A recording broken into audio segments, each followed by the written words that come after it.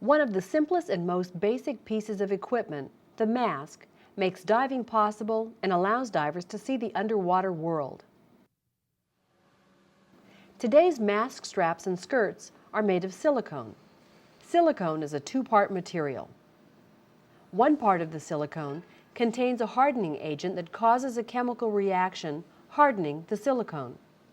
It arrives at the factory by the bucket load in clear, silver, and black.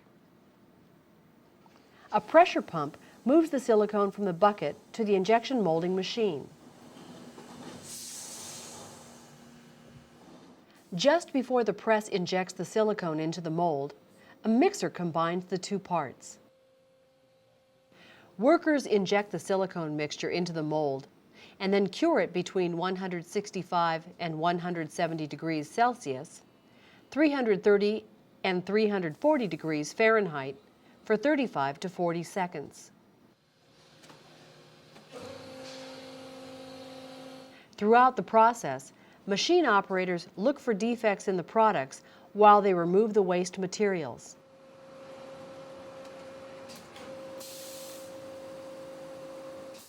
Polycarbonate plastic used in mask frames and lens retainers comes in hard pellets. The process melts the resin pellets and uses pressure to inject the molten plastic resin into the lens retainer mold.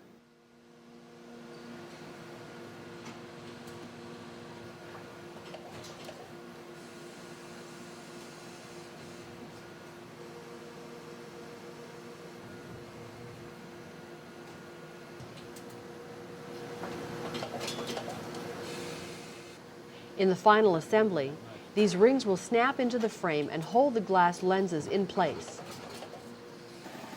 To give the plastic color, manufacturers add a small amount of dye powder to the resin pellets.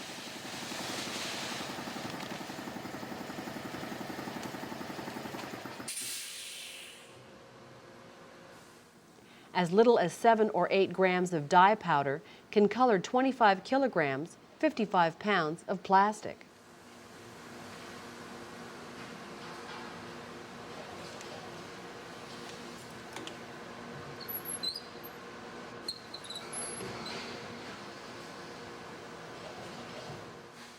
Enough to make 500 to 600 mask frames.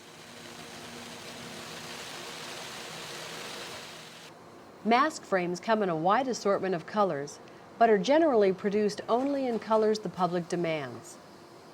A press with a different mold forms the colored plastic into the shape of the mask frame.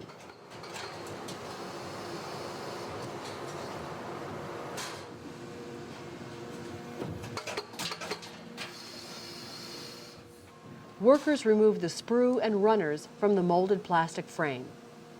This is the excess material left in the mold channels after curing.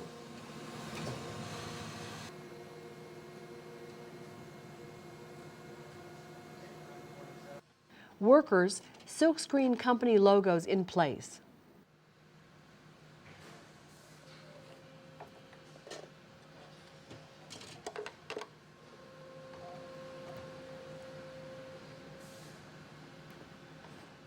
The tempered pre-cut glass lenses come directly from Taiwan.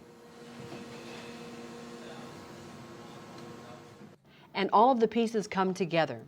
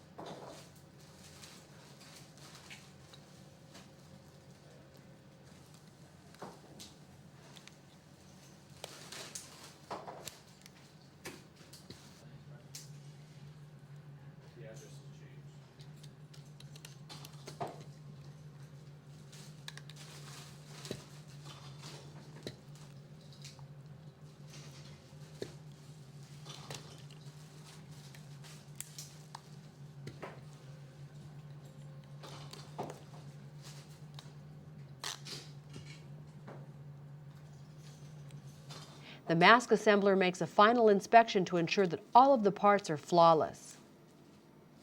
Test the mask for air leaks.